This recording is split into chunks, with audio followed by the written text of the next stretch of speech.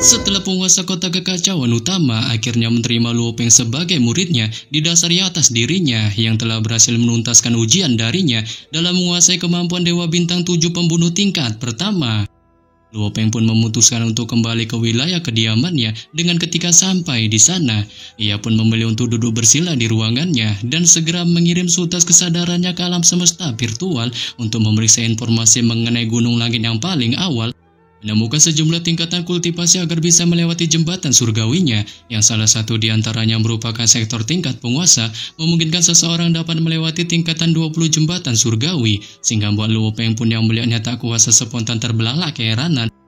Dikarenakan ia teringat akan perkataan gurunya Kaisar Krayan menyebutkan tentang gunung langit itu yang hanya dapat dilewati oleh seorang jenius mutlak 10 juta era. Namun Luo Peng pun memilih untuk membuang semua keheranannya ini dan berfokus untuk terus menampilkan informasi secara rinci tentang wilayah gunung langit ini di dalam laptopnya. Saat ia menemukan informasi mengenai para penjaga, gunung langit wilayah utama dipisahkan menjadi kaki gunung, tengah maupun puncak dengan setiap tingkatan memiliki kelompok penjaga terkuat yang semuanya bekerja bersama, memungkinkan seseorang haruslah melewati ketiganya untuk berhasil menaklukkannya, yang dapat dikatakan bahwa maksud dari gunung langit adalah tak pernah membiarkan siapapun bisa melewatinya.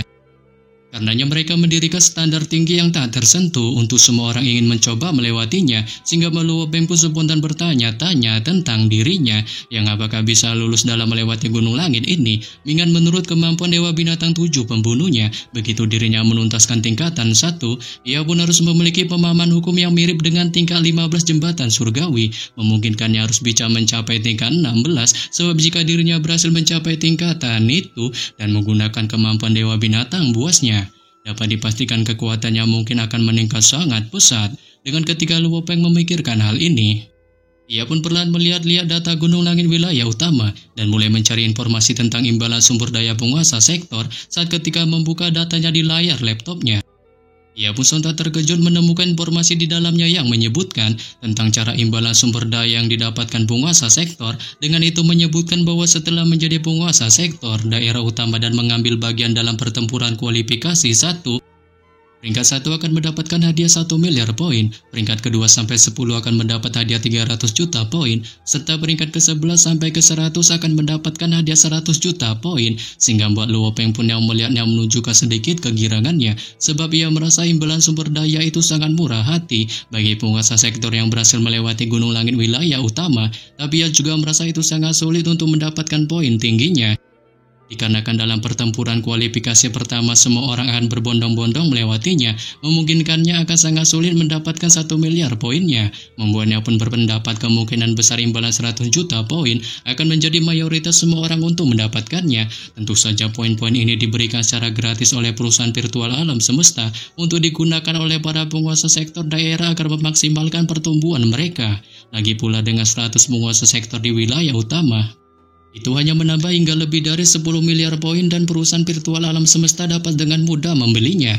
Namun tepat ketika Luo Peng masih terus melihat informasi tentang imbalan penguasa sektor ini, ia pun tiba-tiba sedikit menunjukkan keterkejutannya sebab ia menemukan di dalam informasi itu, perusahaan alam semesta virtual ternyata menyelipkan beberapa informasi berupa pemberian insentif tambahan dengan barang siapa yang berhasil melewati puncak gunung langit dalam ketinggian di luar Nurul, maka dapat dipastikan seseorang itu akan segera mendapatkan 100 miliar poin, sehingga Luo Peng pun tak kuasa terbelalak keheranan.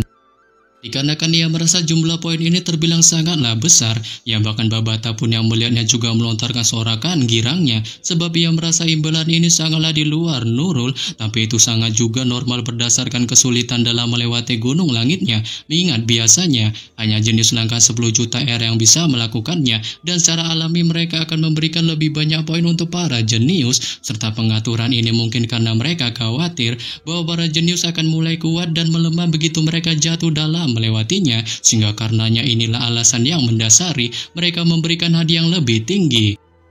Menyebabkan Luo Peng pun yang mendengarnya menunjukkan pengertiannya, sebab ia tahu untuk berhasil menaklukkan wilayah gunung langit, yang diperlukan adalah kemampuan mumpuni untuk melewati tingkatan 20 jembatan surgawi. Terlebih lagi ini hanya satu level lagi dari menjadi seorang kesatria. Saat jika ia berhasil menerobos, kemungkinan dirinya akan segera mencapai tingkatan yang sama seperti gurunya Kaisar Krayan, serta peluangnya untuk menjadi seorang kesatria juga sangat tinggi. Sehingga dengan demikian ia pun akhirnya membuat keputusan untuk memerintahkan Babata OTW menuju ke TKP Gunung Langit wilayah utama itu. Dengan singkat cerita ketika sampai di sana, Luo Peng pun akhirnya muncul di TKP Tanah Gersang, dikelilingi 3 gunung agung yang sangat luas berselimutkan kilau cahaya emas. Sebelum kemudian ia pun dengan cepat terbang menuju wilayah langit gunung yang paling awal, dan begitu mendarat di kaki gunung, menatap gunung yang membentang melewati awan, serta melihat ke bawah ke kaki gunung yang tak terlalu jauh, ia pun menemukan sosok batang hidung seorang manusia tampak seperti pria banteng sedang rebahan di tanah, di balik sebuah kapak besar hitam ada di sampingnya. Tampak sepertinya senjata itu terbentuk dari pertumpahan darah yang tak terhitung jumlahnya, memungkinkan seseorang yang melihatnya akan mengalami tremor hebat. Namun demikian Luo Peng pun tak menunjukkan ketakutannya sedikit pun, melainkan ia secara barbarnya malah berteriak kepada pria banteng itu dan menyuruhnya untuk memanggil kedua rekannya yaitu pria kera dan wanita ular, mengingat ia ingin mencoba menaklukkan Gunung Langit. Setelah mendengar teriakan dari Luo Peng, pria banteng pun sontak terbangun dari mode rebahannya di balik keheranan yang ditunjukkannya. Dengan tak berharap Luo Peng berniat menaklukkan Gunung Langit wilayah utama, sebelum kemudian ia pun memanggil para rekannya pria kera dan wanita ular yang segera muncul di kedua sisinya. Dengan pandangan si wanita ular menatap secara tajam Luo Peng dan dengan cepat memperoleh informasi darinya, yang ternyata telah berhasil melewati tantangan jembatan surga tingkat 13, sehingga membuatnya pun sedikit melontarkan godaan yang meremehkan kemampuannya. Masih belum cukup dalam melewati Gunung Langit, tapi demikian Luo Peng pun tak peduli sedikit pun atas baceritan si wanita ular, melainkan ia segera memulai misi dasar melewati Gunung Langit dengan memunculkan senjata batang panjang emas di punggungnya dan segera menghabisi semua tantangan yang menghadangnya dari kaki gunung hingga tingkat menengah sampai pada akhirnya mencapai puncaknya. Dengan ketika mendarat di puncaknya yang merupakan TKP keberadaan kelompok pria banteng, ketiganya pun segera menatapnya secara tajam, mengingat puncaknya ini adalah level terakhir serta yang paling sulit harus dilewatinya. Sebelum kemudian si wanita ular pun bereaksi, menyebutkan tentang mereka yang sudah beberapa tahun tak menemukan musuh terkuat di puncak Gunung Langit, sehingga dengan kehadiran Luo Peng, itu pun membuat si wanita ular akan meluapkan semua jiwa brutalnya, diikuti si pria kera yang juga menunjukkan hal yang sama. Yang ia merasa karena mereka bertiga telah diciptakan sudah lebih dari jutaan tahun sejak mereka di Gunung Langit, belum sedikit pun melawan penantang yang terbilang sangat tangguh. Menyebabkan Luo Peng pun yang mendengar dan sontak terkejut, sebab dari sini ia akhirnya mengerti ketiganya ternyata merupakan robot yang dibuat oleh sistem alam semesta virtual, dan orang yang harus tahu bahwa sistem mereka surgawi memungkinkan mereka mampu meniru hukum di tempat-tempat lain. Ia bahkan menciptakan segala jenis lawan yang diminta. Oleh karenanya untuk menciptakan penjaga langit dan daratan di wilayah langit pegunungan utama, ini nyatanya hanyalah prestasi kecil bagi mereka. Namun ketika Luo Peng masih memikirkan hal ini, si wanita ular pun tiba-tiba menunjukkan genderang perangnya, menyebutkan tentang dirinya yang meskipun benar-benar ingin ngebacrit panjang lebar dengannya, mereka pun haruslah melakukan misi untuk bertarung melawannya, menggunakan semua kekuatannya dalam menghabisinya. Menyebabkan Luo Peng pun yang mendengarnya juga menunjukkan hal yang sama, mengingat ia memang ingin melakukan pertarungan solo melawan mereka. Sebelum kemudian ia pun tanpa basa-basi mulai melesat, meluncurkan serangan batang emas di punggungnya ke arah kelompok si wanita ular, sehingga itu pun mengakibatkan buah kuantum badas di Gunung Langit pun segera terjadi. Namun singkat cerita setelah cukup lama melakukan pertarungan, Luo Peng pun yang dalam mode badasnya akhirnya secara mudahnya berhasil mengalahkan ketiganya, membuatnya pun akhirnya ditetapkan sebagai pemenang dalam melewati Gunung Langit yang paling dasar. Sebelum kemudian ia pun duduk bersila di tanah di balik kegembiraan yang ditunjukkannya, dengan tak menyangka dirinya sudah melewati daerah pegunungan langit yang paling dasar. Saat dengan cara ini, ia pun memiliki peluang mencapai penguasa sektor dan dapat dipastikan akan menerima hadiah besar, dan dengan cara itu, memungkinkan kekuatannya pun akan mencapai level baru lagi, serta ia akan memiliki kesempatan yang lebih baik dalam ujian hidup atau mati di masa depan. Lebih lagi guru barunya penguasa kota kekacauan utama juga pernah mengatakan padanya untuk mencarinya ketika ia sudah mencapai tingkat penguasa sektor, sehingga membuatnya pun kali ini memutuskan untuk bergegas OTW pergi menuju ke TKP wilayah penguasa kota kekacauan utama. Dengan singkat cerita ketika sampai di sana, Luo Peng pun berjalan menuju TKP kediaman pemimpin kota kekacauan utama dan dapat melihat semua orang di jalan menatapnya dengan penuh keheranan di balik mode gibahnya, mendiskusikan tentang kehebatan yang dicapainya. Akhir-akhir ini mulai dari menjadi penguasa sektor wilayah utama sampai keberhasilannya dalam melewati daerah kekuasaan utama wilayah pegunungan langit. Tetapi di sini Luo Peng pun yang melihat gibahan mereka memilih untuk mengabaikannya dan memutuskan untuk bergegas memasuki kediaman pemimpin kota kekacauan utama.